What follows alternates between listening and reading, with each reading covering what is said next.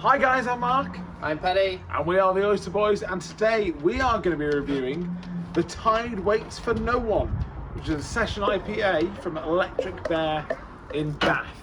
Second one we had from them. Today. Yeah. Ever, yeah. I'm quite interested to see how the Pale Ale is going to go against the Pale IPA. But anyway, so we got obviously 5.3%. If you want a bit of history about the Electric Brewery, Up there, yeah. The previous one. So those guys, it was a nice beer that we had before, so really tasty. I mean, looks like a pretty wavy situation. I don't know, is that a mix of all the different hops? I mean, they've got extra pale malt, which you've seen them use before, Flaked Oats, Dextrin, so hoping for a bit of sweetness in there, and obviously the classic naked oats. So, and then also hop variety, and then did he say on the can? You know, obviously I pulled this from their website. No, they're not giving much away on the can. But we've got Enigma, Galaxy, Ekuanot. So Ekuanot.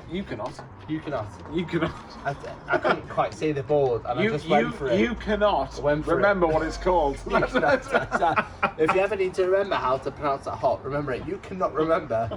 This man cannot remember, and he sees the word. He went. You cannot see that right. Should we get in the glass and see how it looks? Yeah. Let's skip all this. Gonna try and open it like the stallion. Legends. Straight away, coming out the can. Froth. Again, later on in the day, so I'm hoping I've perfected my pouring skills. You haven't, clearly. I have. Maybe. We'll see. Oh, hang on. We'll see. Look at that. That's a perfect pour.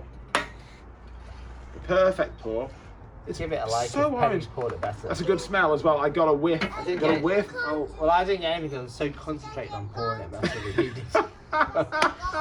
It looks a great colour. This yellow colour is so far. I can say characteristic now of Electric Bear because it's the second beer that we've done, and it looks absolutely gloriously sunny yellow. It's different hops, but they're clearly into their extra pale malt. That's clearly a big decider on that colour of that beer. And the tight white head, and again it's tight, it's not too frothy, so it's looking good. I mean, what do you want to give it? Give me a score. Give me a number out of 10 for this. I mean, what would I expect from a Session IPA? Well, I would expect that. Would you expect this? Well, I'd expect that yellow, yes.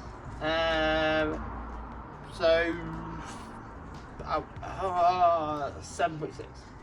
7.6. That's fair. Yeah. I was going to say an 8, but you know. If you want to give it an 8, you give it an 8. Well, I will give it an 8. Well, do it. Fine. 8 out of 10 for this. Let's dive into the aroma because I've already caught a whiff, and I know what. Hang on. Oh. There we go. It smells like, it's weird, but it smells seasidey, doesn't it?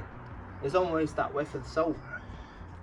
The waves, I don't know whether it's the waves on the can that's giving me instant reminiscence of the sea salt, but it reminds me of sitting by the seaside. I wouldn't say there's nothing salty. It smells like the very final note. Maybe it's just me. Buy it and see what you think. Right back. Come on. I get it. I think it might be. It's definitely stone fruit like the other one. But hit subscribe. But it's take a sniff. Yeah. But the bitterness is gone compared to the other pale ale we got.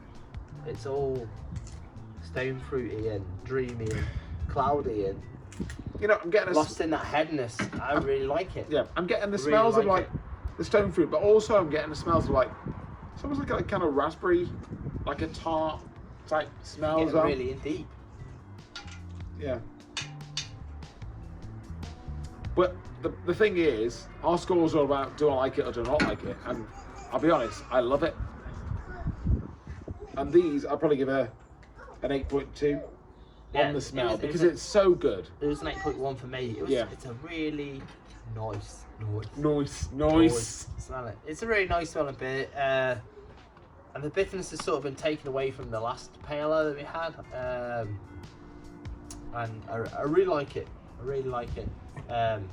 It does take me back to the seasides of Cornwall and the washing waves and the sitting in a little shack in it. So the most exciting part. Do you want to dive in? Yeah? Yeah, I do. Cheers. Whoa, whoa, whoa. Cheers. Oh, it's easy now.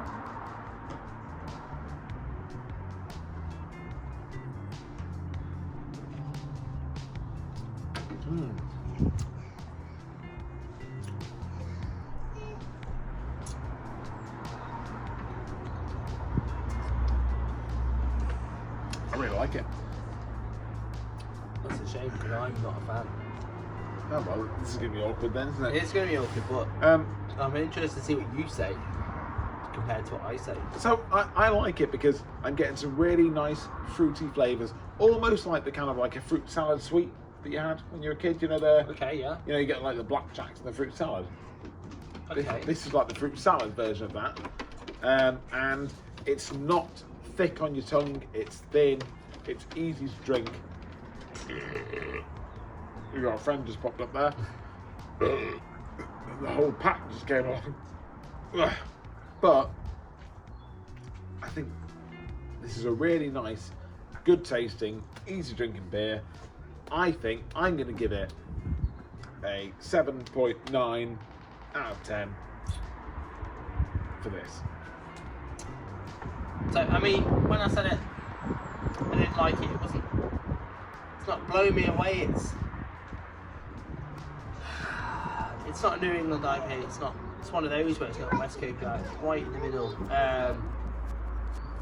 got this weird yeasty flavour that's coming from my throat that I don't know if I like. It's really going to mark down on sessionability. But we're not on. I know, but yet, it's so. but on taste as well. It's like that really acrid, not acrid like it's just a yeastiness. I'm not gonna explain myself. Flavour 6.8. Just something about it I don't like. That's fair enough. I don't That's want to fair. go deep into it. It's just something. The mix in the Bosch. Don't like it. That's fair. That's fair. And if you go, well, I don't like it. It's not for me. that's fine. £2.90 Hi. for a can. I mean, I've already given a score on the other, obviously the taste, but there's definitely a lot of hops that have gone into that, and it does taste like the Cornish seaside. I actually think that's really good. I think it's better than the pale ale that we had. It's definitely more flavour to it. How are you feeling about the price? Well, don't ask me about how I'm feeling. You give your score.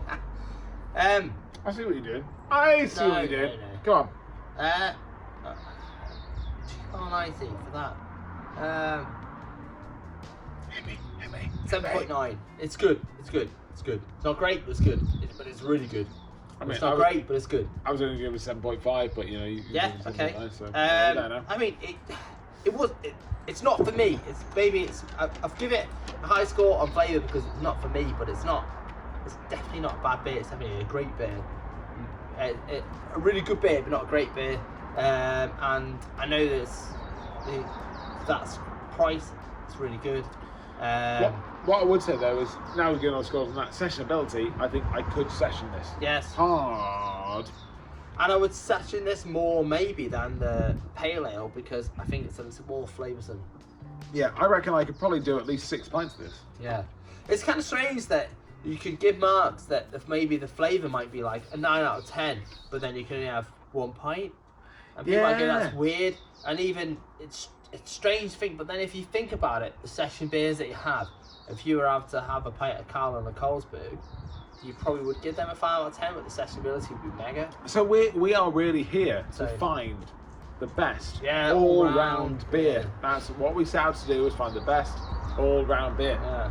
And I think people kind of get hit when like we say like this might be a 10 out of 10 in the flavour, and then maybe when it comes to like sessionability, go, well, I can only have one. You know, how can you have like the best beer in the world and you can have 1 pint of it? Well, there isn't a beer out there that's a 10 out of 10 for flavour, a 10 out of 10. Well, is there? I don't know. I'm not. and if there is, I'll tell you what, put it in the comments below. I'll tell you where I think it does realm. I personally think it realms in the wheat beer sector, but I personally think that all lager, because essentially all they've done is found a beer that's really good to hit the oyster scores.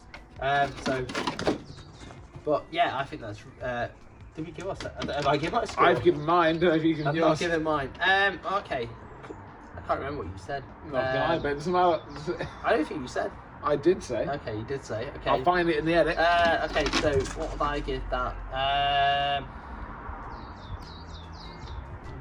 6 points. I mean, 6 points. No. 7. I would go for that extra one. I would go to the barman and go. Yes. 7 points. 7 points. 7 points. I would have 7 points off that. You go to the barman, you'd be like, I don't care that you've taken my keys off me. I can't drive my car anymore. I'm not serving anymore, but I want one more pint. It would serve me 6, but I would have had 7. That was that. Beautiful. How was that? How was that? So, and still now, I know you didn't get it. I still get a salty aftertaste of the seaside, and I think if you live in Devon or Cornwall and you've been out looking at the seaside for a nice coastal walk or anything like that, and you get given that, and the weather's beautiful from 3 p.m. That could be a 10-pointer. I'm not saying that wouldn't be a good beer, but all I'm saying was I couldn't taste salt. I'm not saying that. I'm not saying you don't. Everyone's mouthful is filled, but you know, clearly you got COVID and I've not, and I can just really, I can taste the salt. You know, you eat a lot of salty foods, and clearly. We take. Yeah. No, can you not get that sort of yeasty saltiness at the back taste? The One last more flavour.